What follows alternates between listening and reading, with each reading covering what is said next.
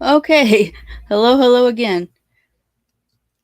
Um, Back for try number 2 now that I kind of got some stuff figured out.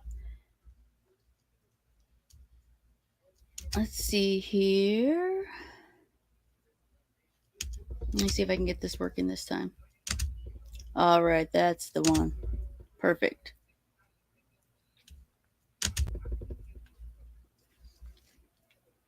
Okay, if anybody's there, um, thanks for coming back for try number 2 to talk about Anatoly Moskvin, the Russian doll maker. It's an interesting but disturbing individual.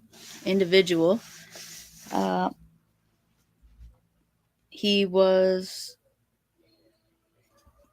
very different. Ah, there's Matt. Hi. Yeah, I had some technical difficulties a few minutes ago. Still moving everything around, trying to get comfortable, and my cat is rampaging around here. She likes to come up and claw my leg. So if you hear me scream randomly, that's why. I'm trying to get myself kind of in the frame. I was messing with it, thought I had it down. Whatever, I'm just gonna forget about that. So how's everybody doing tonight? Hopefully better than me. I just heard randomly from a text from a locksmith that they're talking about totaling out my car that just got stolen and crashed. So that was pretty random.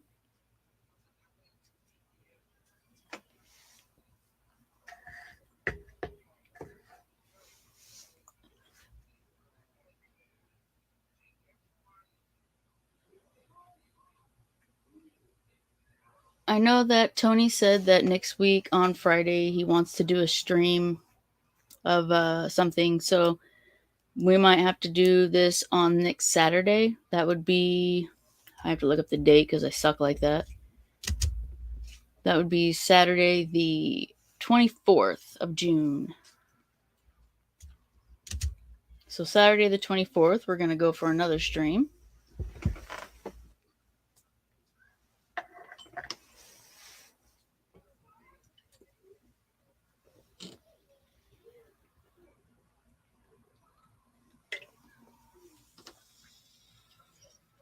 Sorry about that, guys. I'm having a moment.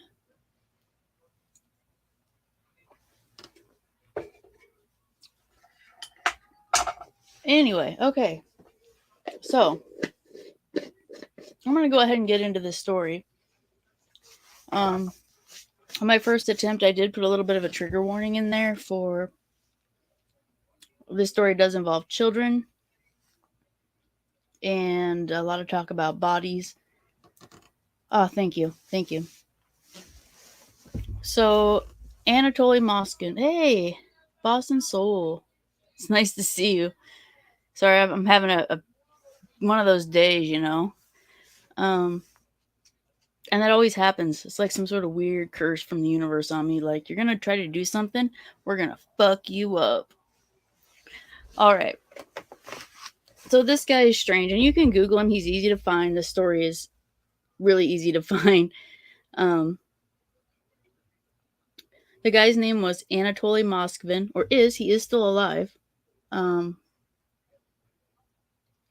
They call him the Russian doll maker because he had a deep obsession with dolls, life-size dolls. In 2011, he was arrested. Good evening. Oh, Gigi's befouled van. Hello, my articulate friend. It's good that you're here.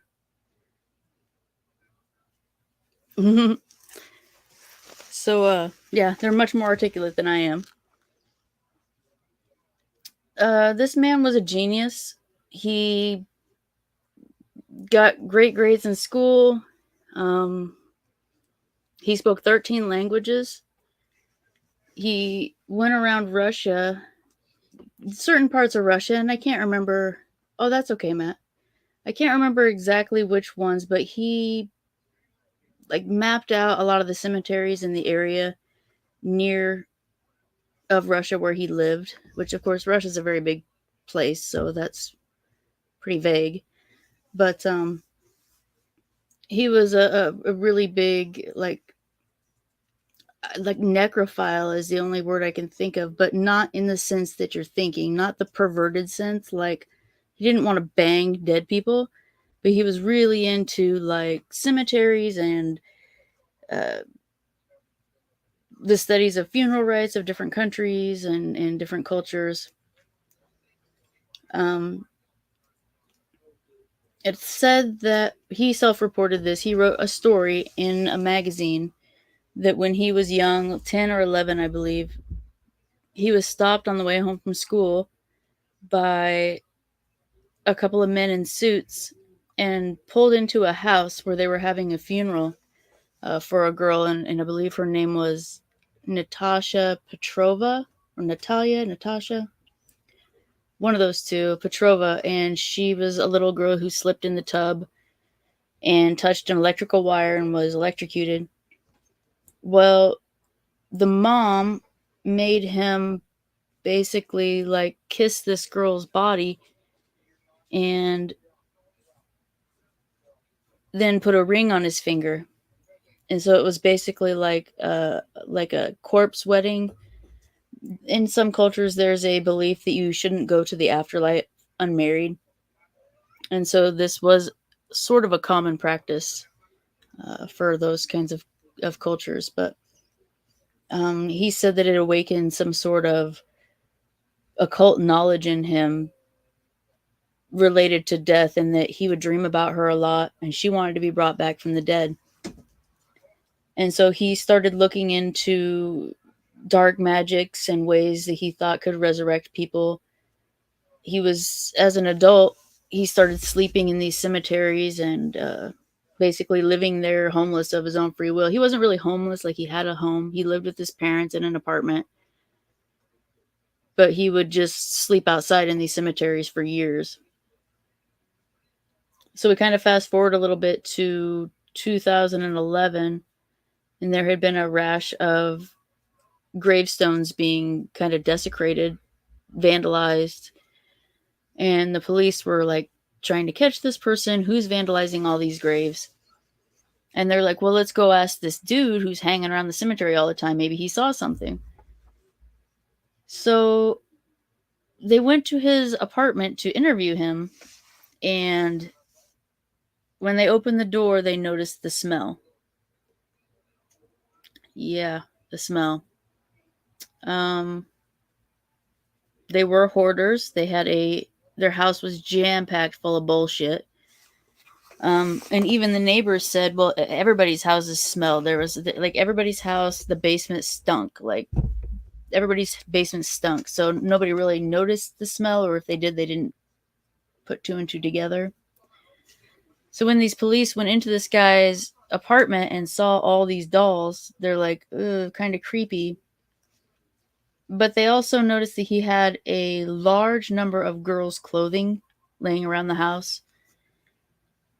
Well, when they looked a little bit deeper into the situation, they realized that his collection of life-size dolls were actually the mummified corpses of little girls that he had dug up and taken back to his house and treated to preserve them. There's some pictures. You can find pictures of most of the dolls online. Why am I hearing Goodbye Horses right now? Well, ironically enough, I listen to that song all the time. I love it. But I'm going to pull up a picture. There's a picture of him, and there's also a picture of some of his dolls. Let's pull that up. So the one in the upper left-hand corner, and I can't see anybody talking, the one in the upper left-hand corner was not a girl. That's an actual doll, like a Russian doll. He did collect actual dolls too. I don't know if you can see my mouse, but the other three are little girls. The youngest, I believe, was 3, and the oldest, I think he did have one that was 24, but he didn't tend. He usually had them younger than that. Let's see here, and I have one more picture too. Let's go.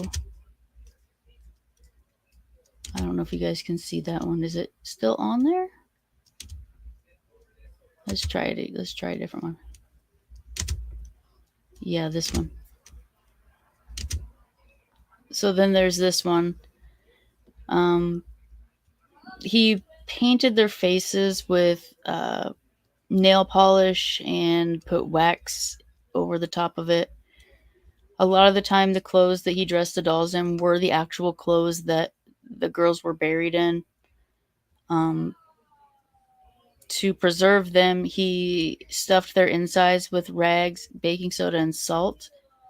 Around the hands and feet, he made bags with baking soda and salt um, that would, draw away the moisture. He was still, quote unquote, perfecting the. He was still perfecting the. See, now I think I lost it. I'm trying to figure out how to get off of that. Is that still shared, or am I back? Okay, there we go.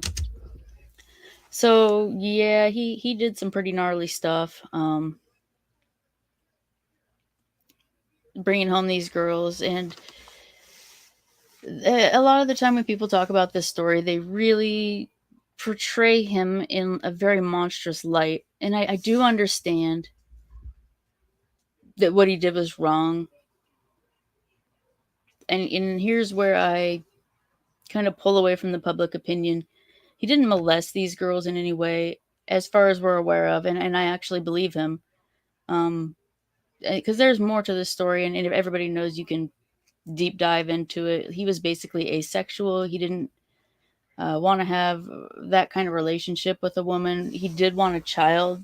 Actually, had attempted to adopt, and the Russian government said, "Hey, bud, you don't make enough money doing your weird graveyard stuff, so we're not going to let you adopt a kid." So, all right, so he dug up these girls, took them home, and mummified them and turned them into these lifelike dolls.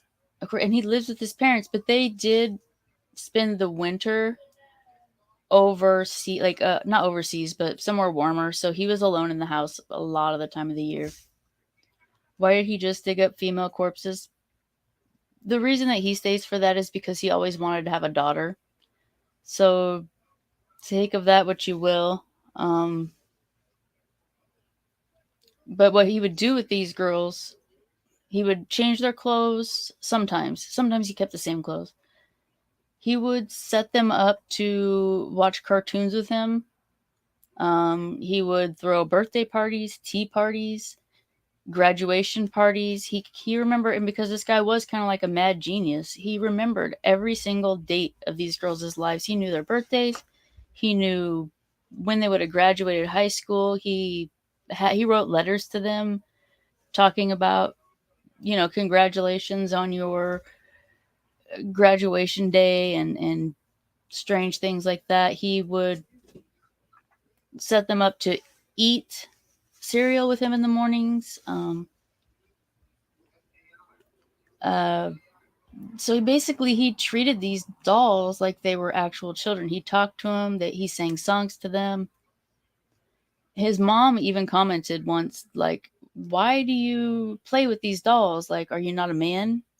Are you a child?" Um, I don't know. I find that it's disturbing on one hand, but on the other hand, it's kind of, I don't want to say sweet, but it's just, I don't know, it's strange. So he did get arrested. He got arrested for, he had anywhere, depending on your source, anywhere between 24 and 29 corpses living in his house, and some of them he kept in the garage. I think they technically could only arrest him on like tampering with corpses, grave robbing. Dead people made it closer to having a daughter. Yeah, and he was, again, like I said, he was obsessed with like the dark arts, and also kind of on the scientific side of things. He was talking about, about cloning. And he stated that he kept a lot of these around because he wanted to keep their DNA evidence and or DNA profiles intact, so that when they perfected cloning, he could have these girls resurrected, so to speak. He was diagnosed as a paranoid schizophrenic, which, I mean, there's obviously some sort of mental illness or there's something wrong with the dude. I mean, nobody fucking does that. That's not normal to be digging up corpses. Um, and one of the things he said about all of that is that really kind of touched me was, and it's really heartbreaking, but he says, "You abandoned your daughters. I brought them home and warmed them up." Take of that what you will. I mean, yeah, I can't. This story is detachment from reality. That's. I mean, yeah, that's obvious. It kind of reminds me of Carl Tanzler, if anybody is familiar with that story. And I cannot remember the woman's name, but he was in love with that chick, and then she died from tuberculosis. So he like brought her home and literally did the same exact thing to her, like turned her into this giant living doll. But except for that guy did have sex with it. Um, so I don't know. There has to be some sort of. I think the only reason that they turned them into dolls per se is so like just trying to preserve them and not just have like random corpses laying all over their house, like like some kind of crazy Ed Gein making fucking belts out of nipples and stuff. So still crazy, but on a little bit of a different level. Like you can't just have rotten corpses hanging all over your house. Um, the salt and baking soda thing, that's actually pretty set in science in a way. I mean, it's not overtly complex. Like there are better ways to mummify things, but for like the everyday person, salt and baking soda works. I mean, I literally have a bird wing dehydrating in my garage right now. That's one of my. I've been looking into some taxidermy and things like that. So, um, some of my morbid hobbies. Um, but I didn't kill that bird though. I found him. Like I could never. I don't even think I could hunt food to save my family from starvation. I probably could, but I'm not about killing things. Yeah, not even a little bit. Um, However, I do have like if I'm out in the wood, I walk around in the woods a lot. I look for like rocks and crystals and plants. I'm learning about foraging and trying to learn about herbal medicine. Sometimes I find bones out there and I bring them home. There's actually a big market for things. Oh yeah. Oh mommy. Yeah. That the Dahmer thing was he wasn't on my list, but I'm thinking about adding him just for the simple fact of some of the weird stuff he did. And but the main thing with Dahmer that really struck my brain as fucked up is because he was so boy next door, basic white dude that like a naked bleeding kid ran up to a policeman and said, "Oh, this guy's trying to kill me." And he's just like, "Oh no, don't listen to him. That's my boyfriend." And they're like, "Oh, you queers." And they just sent him back with the guy and he killed him. But yeah, he was a whole nother level. And then there's like Edmund Kemper. Well, yeah, and he ate a lot of them too, and I don't know if that was one of those. Yeah. Yeah. So, but I guess I'm digressing here, but as far as we're aware, Anatoly Moskvin, he never fucked these girls. Okay, like he didn't molest them. He didn't. I talk a lot with my hands, but you can't see them because they're off camera. I should lean back a little bit. He didn't do what I consider to be gross things with them, besides the fact that he disinterred them and kept them around his house. There was one thing he did that I don't agree with, that I am not saying that I agree with that, but the one thing that makes his case less sympathetic to me was he did write letters to the parents of one of the girls saying things like, if you don't, Matt, oh no, I haven't. And which I'm surprised because I hear about I read about a lot of these things. I may have read about it and just don't remember it, which I do that a lot. Do you care to elaborate a little bit? Like, give us a little brief rundown? Because I'd be willing to bet that I've probably heard it, because I listen to so much true crime, so much. Like, you guys would probably be surprised on how much of the stuff I listen to. So my main point that I'm making with this. Oh no, I can't believe I've never heard. I'm gonna look that up. I'm actually gonna write that down right now.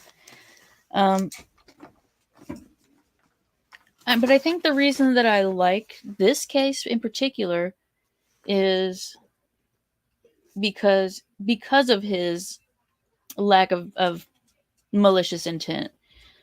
He really loved these girls, and that to me, it's fascinating to see that fatherly love expressed in such a sick fucking way.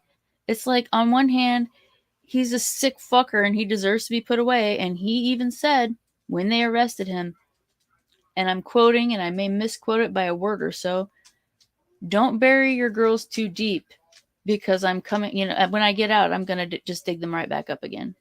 Don't bury your girls too deep. That is word for word. And he really planned on going back to dig them up again, and he's still locked away in a psychiatric facility in Russia. I actually had the name of the town he lived in, but I'm really like, my Russian is not great. Let's see if I can. The town was called Nizhny Novgorod. Nizhny Novgorod. I think it was called one thing or another, and then they changed the name at some point. So that's neither here nor there. Yeah, I wrote that name down. I'm gonna look that up. Yeah, and so he did write letters to one of the girls' family and left them on the tombstone, saying like, you guys need to give her a memorial that she deserves, or I'm going to dig up her corpse. And basically, he wrote letters to the parents of one of his I can't say victims. He didn't kill these girls. Of one of his victims, for lack of a better term. He kind of like, sorry, motorcycles going by. The worst killer necrophile in the UK. That could be why, because a lot of this stuff, most countries tend to focus mainly on their own cases. A lot of things that are well known here aren't well known in other countries. And a lot of, and no offense to my Russian viewers, but, and surprisingly enough, several of the cases that I want to talk about moving forward are from Russia, like the Habandabar incident, which ties in very closely to the Dyatlov Pass incident. Andrei Chikatilo. What was the other guy's name? The hammer guy who killed all those chicks with hammers. The chessboard killer. He was Russian. But for some reason, Russia, China, a lot of communist nations, they put the kibosh on that shit. Like, they lock it down so tight that I'm surprised a lot of this even gets out to other media. They don't want people to see their country in a negative light, so to speak. And so they try to, put that stuff on the hush hush.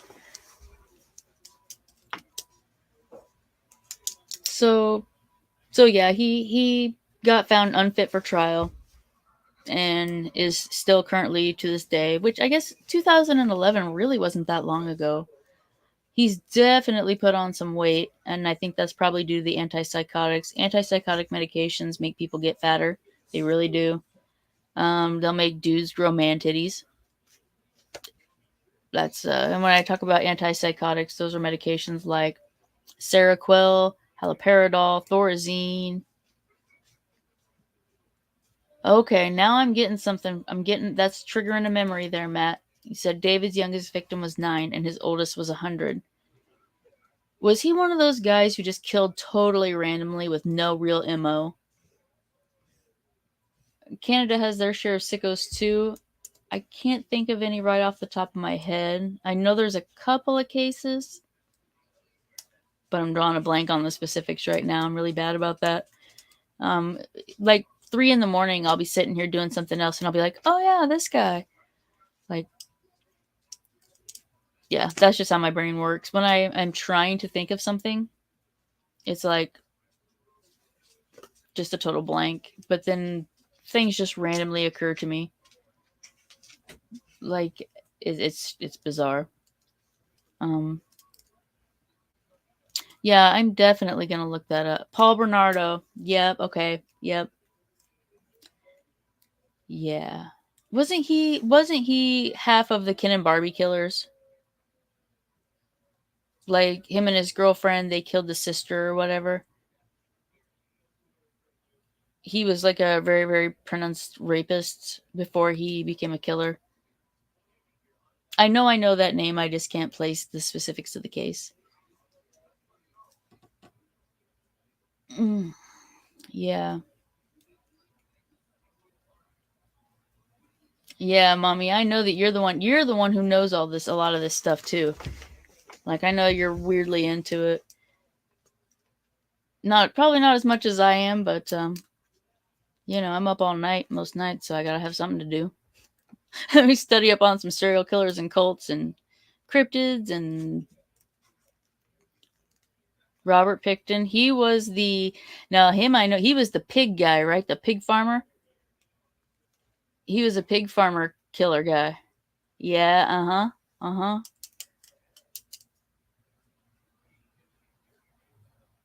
And of course most of these guys had mommy issues. I think his was a little more severe. And then there's Australia. They had Catherine Knight, who was a very deranged individual. Um,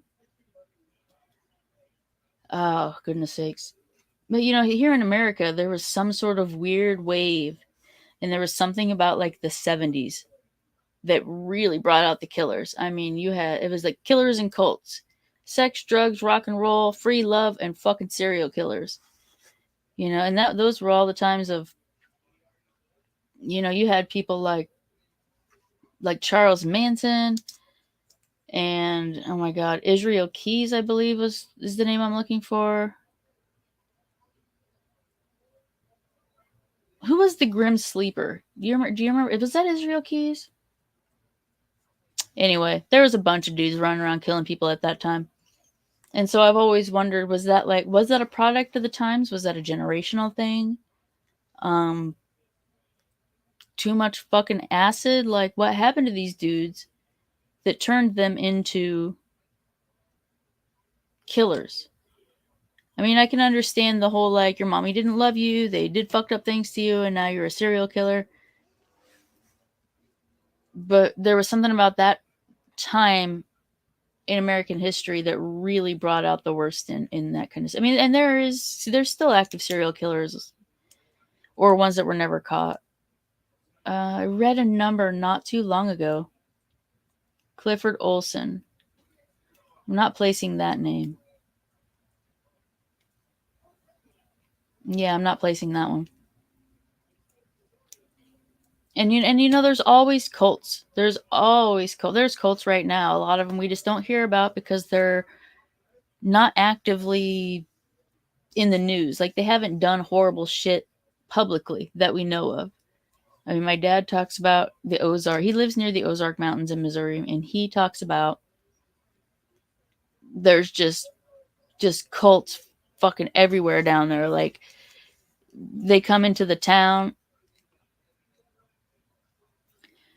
Yeah, that could be too, Genzel. I mean, it's really a lot harder to get away with crimes as long as a lot of those people did because of the forensic technology that we have now. It makes it a lot harder to like You can't leave a hair or a fingerprint or a speck of DNA. You can't chop somebody up and leave your cum all over the place and you're not going to get caught now. I mean, that's just not how that works. But I don't know. So what drives a man to be so lonely and want a child so bad that he literally digs up the corpses of little girls, takes them home, mummifies them, and then throws tea parties for them? In some ways, it's almost more disturbing than the people who do have a sexual like paraphilia towards it, because that we can kind of understand, like in a sick way, like, okay, this person is a sexual deviant and that's their motivation for this. This guy seemed to do it out of love and desire to be a parent. How do you identify a cult? Ask them if they're a cult. If they are, they'll instantly deny it and get super defensive. Of course. I mean, I think any religious movement would probably react the same. I mean, the ways they define a cult are even pretty vague. Like, I don't know. This is going into a weird thing about cults, because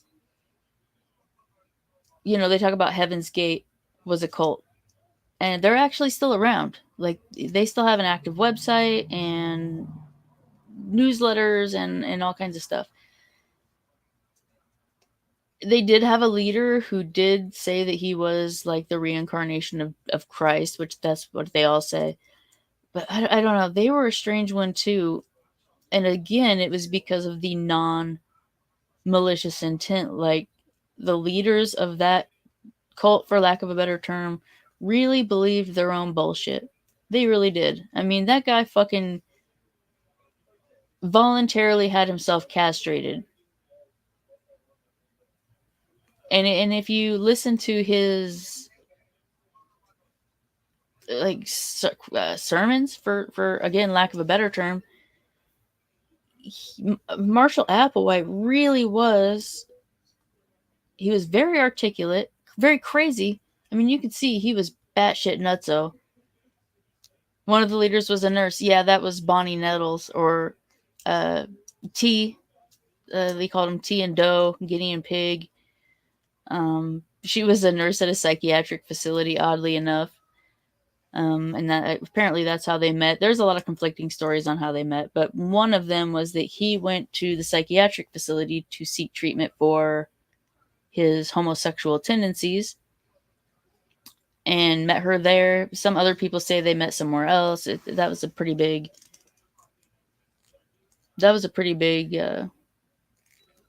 source of people not agreeing with each other. But I watched. In fact, I recently watched his exit interview. Quote unquote exit interview, which were the videotaped interviews of everybody basically saying goodbye before they went and evacuated their vessels, for lack of a better word. We call it ritual suicide. I'd be pissed off if I was still alive knowing my balls are chopped off and the UFO didn't take me home. Well, I don't know. Did you have the 575 in your pocket? Because you gotta have 575 and fucking Nikes. Just saying.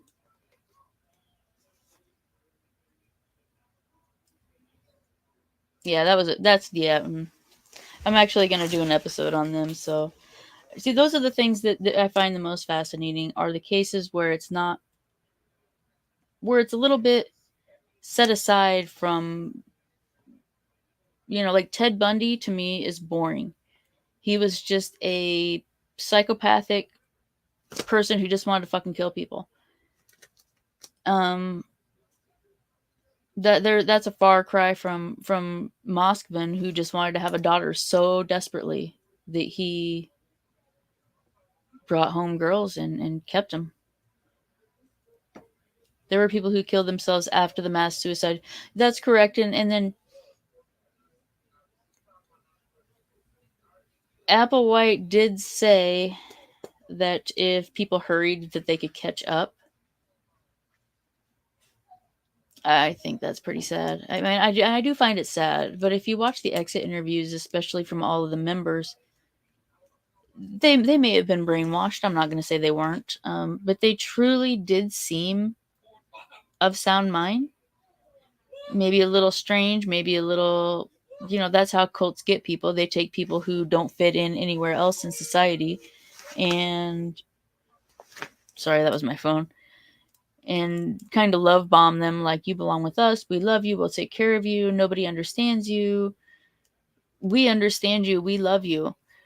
And it kind of starts there, and then it goes into the deeper, darker aspects of it. No, not at all. A lot of them were highly educated, highly intelligent people, but they seemed so happy and accepting of the situation. They didn't seem like they were living under duress. Heaven's Gate was not the fucking people's temple. Like, nobody was standing there saying, if you don't take this poison, we're gonna fucking shoot you. People were volunteered to leave. Like, they said, if you want to go, if you don't want to join us, you're free. You're free to go. And some people did. Anyone can be brainwashed. That's true. That's true. And it especially depends on, not depends on, but is highly influenced by the leader. And that a lot of that is about just the kind of sway they have as a speaker, what kind of charisma they have. Just as well he didn't have children and would have been mentally unfit unless it was the obsession that drove him mad. I actually think that if for some reason he did have a kid or was able to adopt a child, I don't know. I would he have presented this deviant behavior in a different way? I don't know. And those are the kind of things that I like to chew on a little bit, think about. Yeah, I don't know. I think he would have been a good dad.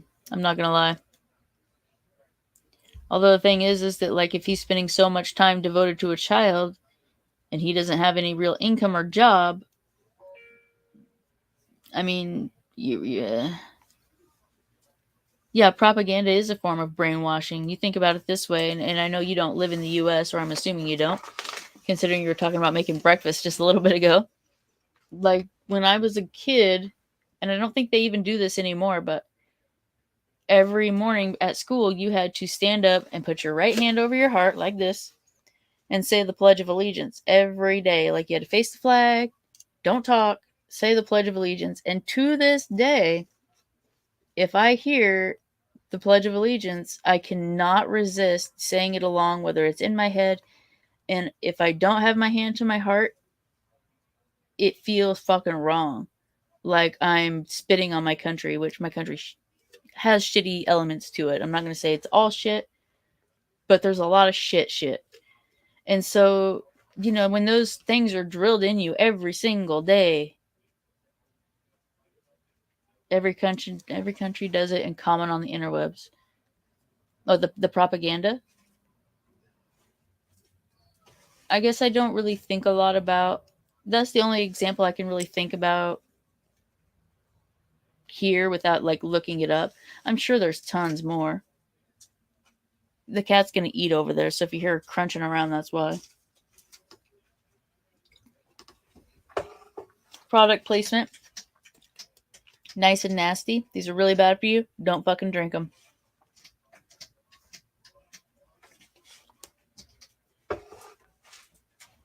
God Save the Queen. I love that song. That's on my playlist. I've kind of had this revival of listening to music that all my friends were into when we were like 17, 16, 17. It's so funny because all my friends were into this like music that I really didn't care for at the time, and now I'm kind of going back to it. I don't know. So it's really weird that I'm listening to all this stuff that all my friends were into when we were kids, and now I'm listening to it. And yes, I have Halloween scrubs on. So you got my little ghosties here, spooky ghosts. Wait, they changed your national anthem? Did it have something like horribly racist in it or something? I mean, yeah, my pants don't even match my shirt. See, my maroon pants don't match my Halloween shirt. The day before that, I had Christmas scrubs on. I was kind of, yeah. So they changed the Canadian anthem? I can't believe I haven't heard that. That's crazy. Lord CP. Oh, they changed one word. See, that's stupid too. I don't know. I'm not even gonna lie. I don't know all the words to the Canadian national anthem. I probably couldn't even tell you word for word all of ours. I mean, unless I sung it out loud, which I'm not gonna do for you. Lord CP. You see, I cannot. When we're talking about this stuff right here, I don't know who that is. When I'm talking about YouTube, about the Caped Intruder case, no.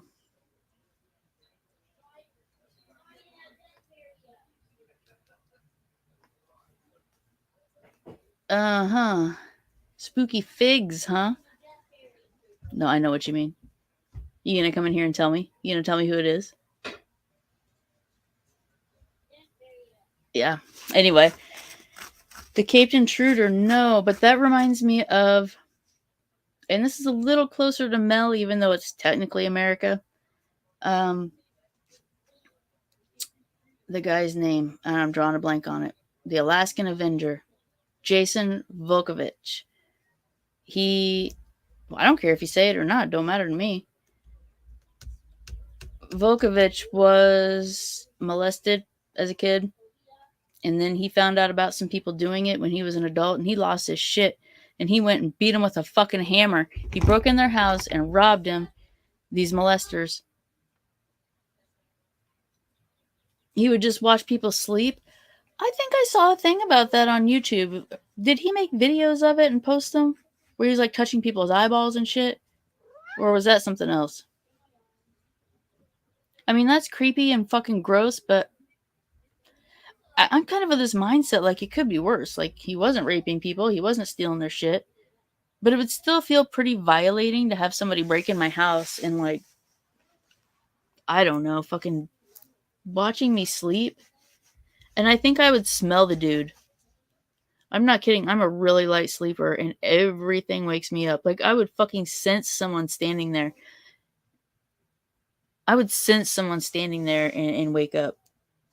It's bizarre. Like every little smell, everything. That's strange. But so they call him the Caped Intruder. Did he wear a cape? What did he literally have a cape on? That intrigues me a little bit.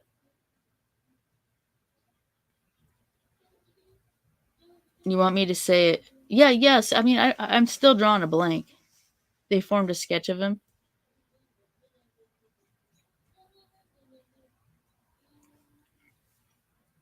Yeah, I haven't heard about that. That's another one I'll have to look up. But back on that Jason Volkovich thing, I cannot, and I might be wrong on that name. It's Jason something.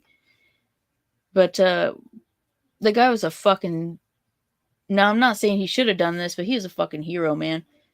Like he actually said something like before he beat this guy, and he didn't kill him, but he beat their ass with a hammer, and he's like I'm an avenging angel, and I'm here for justice or some badass shit like that, like a real life fucking pedo hunter.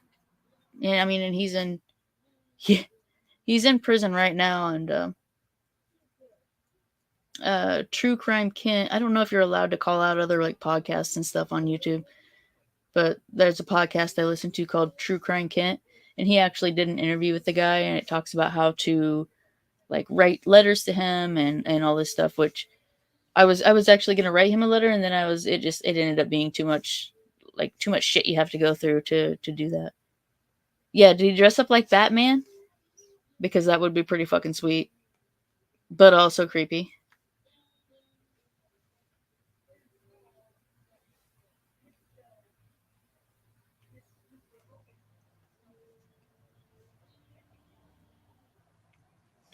Well, one of the and I'm kind of going. I'm bouncing all over the place here, but I'm going back to the Anatoly Moskvin case.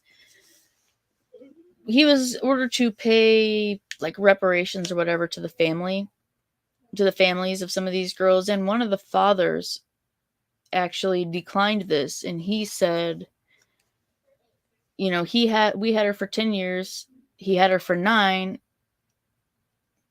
I think I'm misquoting that. That might have been one of the moms. But basically the dad said, you know, he took really good care of her. He was a better dad to her than I was. Like I can't thank you. I can't take money from this guy and accuse him when he didn't when he treated her better than I did. And so that's kind of a I don't know, that's one of those touching things to me that is pretty heartbreaking. Like I can't imagine losing a child and then finding out that someone else had them, I guess. I would feel betrayed, I would feel violated and pretty fucking pissed off.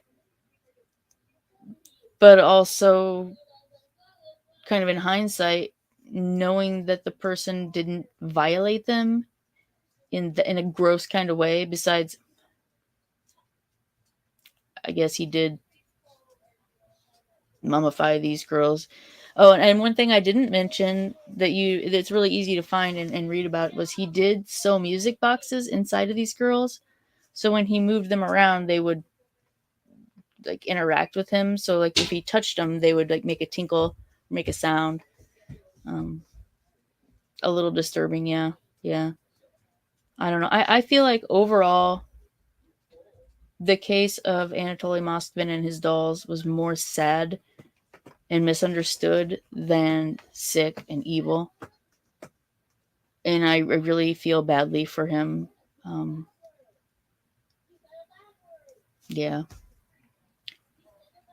And they're saying he's probably never going to get out of the psychiatric facility because they're pretty sure that he will reoffend, even though he's been like a model patient and medicated and basically being pretty quote unquote normal now. He's pretty convincing that he's going to do it again. I mean, there's really no coming back from that. I mean, once you start digging up little girls, do you ever stop? Is that something that you can be rehabilitated from? I don't know. I don't think so. And kind of what's the next step from there? Like what's the progression from a relatively I don't want to use the word innocent, but the comparison is where do he dug up these girls that were already deceased. When does it go from that to him actively murdering people to bring them home? Because that's something I could see happening. Maybe not with him specifically, but the I feel like that stuff happens. It's kind of like serial killers. They start out killing animals and pulling the wings off flies and lighting cats on fire, and next thing you know, they're fucking murdering prostitutes in ditches. Like and or picking up hitchhiking co-eds and cutting their heads off and fucking filleting themselves with it. Not safe for work, obviously. Shout out to Ed Kemper there, who was actually really fascinating. He has a story about how he manipulated another prisoner and basically like trained him like one of Pavlov's dogs, where he would give him peanuts when he was good and spray him with a bottle of water when he was bad.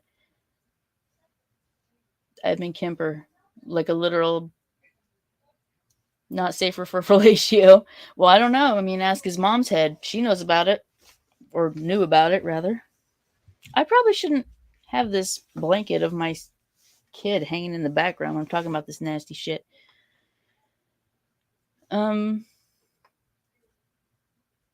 Yeah. So I think I'm gonna skip the second case I wanted to talk about tonight because it's so long. I really don't want to get into talking about the Yuba County Five. If anybody is familiar with that case, I think I'm going to save that for the next time because it's a really long story with a lot of speculation and but kind of a little preview. The Yuba County Five were 5 young men who disappeared in the mountains of California. Yeah, Yuba County 5. That's YUBA County 5. I'm going to use the term the boys because that's what their family and friends could refer to them as. They were best friends. They all had intellectual or mental disabilities. High functioning guys. A couple of them had jobs. A couple of them could drive. A couple of them were in the military. This is commonly referred to as America's Dyatlov Pass because these guys disappeared under mysterious circumstances and none of it really makes any sense. Some of it does, but some of it doesn't, and there's so much to the story that is open to interpretation. Or did this part of this really happen? Did this happen? How, why this, why that? What motivated these men to do the things they did? They did find 4 of the 5 men deceased, and the 5th one has never been found to this day. It's a really, really sad story. It's one I really wish that they would solve. I think that these boys need closure. I think a lot of their family members are now deceased also because this was back in the 70s. So it's a little late for their family members to get closure, but it's just really sad. And I just don't think that it should forever be unknown what really happened to these guys. So that's just a little kind of preview for my next stream, which I plan on doing next Saturday on, I believe I said the 24th, because I think Fieldins is going to do something on Friday. I'm kind of a space filler on the Fridays until Fieldins comes back, and after that, I think I might end up switching that day to a Saturday instead. So one week I'll stream on Thursday, like today, because I do work an alternating schedule. Every other weekend I work, so every other Friday I work. So I can't do the same day every single week because there's no one day that I'm off every week. So I'm going to do Thursday like this week, and then next week it'll be Saturday. And then after that, Thursday again. So kind of an alternating. And I know that's not ideal. But if I keep this up long enough, people will get used to that. Yeah. And I don't, maybe I'll post that somehow on my channel. I don't know. Still pretty new to this whole thing, and not really, I'm just kind of winging it.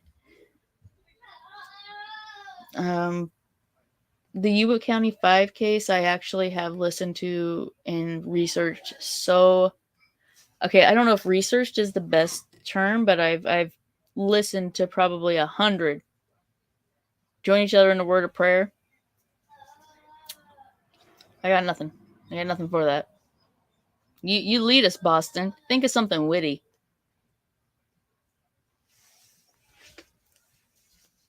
Like, please don't let anything else shitty this week happen. Like, or next week, whatever. Like,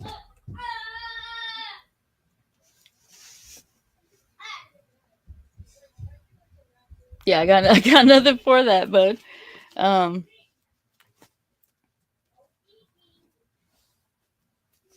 Yeah. So, everybody, I guess, have a good week. If anybody has any topics that they'd like me to look into, right? Hell yes. Hell yeah, Jinzo. Like, that's all the real prayer we need. Like, hey, God, thanks a lot because we're not fucking George. So, We're doing all right. You guys are doing great. So nobody's living in a van shitting their pants this week. So keep it up. All right, all you cool cats and kittens.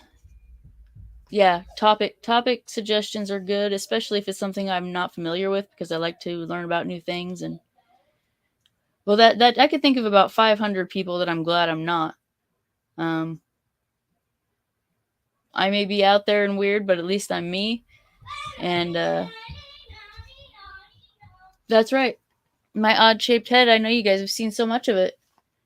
I need to work on lighting and stuff and see what looks better. I figured out a little bit to get rid of that glare on my glasses. Mainly I just turned down what? Don't say what. I just turned down the brightness on the computer. That helped a lot. So, all right, everybody. I know it was quite a bit shorter than what we're used to. Puberty boy. Yeah, I remember that. So that was quite a bit shorter than we're used to with Fieldins, but I don't want to overdo it. Yeah, we'll figure it out. Thanks for coming, everybody. And have a good night and a good week, and stay spooky. Yeah, Canadian Hobolo. That's right, from Manitoba. Have a good night, everybody.